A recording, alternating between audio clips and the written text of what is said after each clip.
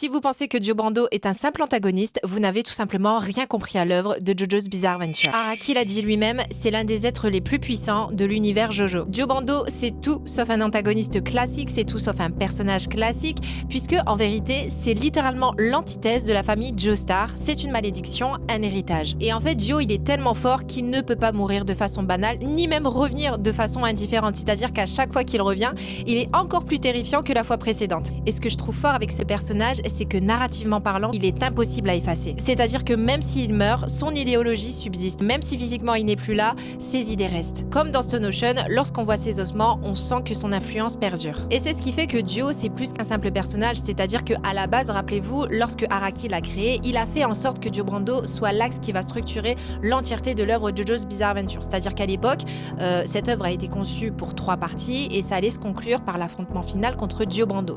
Sauf que vous et moi, comme on le sait, d'autres parties vont voir le jour. Donc à ce moment-là, Dio va finir par devenir pour Araki un moyen de changer l'atmosphère, de changer l'ambiance du manga. Et c'est assez fort parce que finalement, pour nous, Dio Brando, c'est quand même un antagoniste qui a une forte présence, qui est très charismatique et à chaque fois qu'on le voit, il fait toujours son effet. Enfin bref, n'hésitez pas, vous, à me dire en commentaire qu'est-ce que vous pensez de Dio Brando, de ce personnage. Moi, je maintiens toujours le fait que pour moi, ça fait partie des plus grands antagonistes, tout animé, tout manga confondu.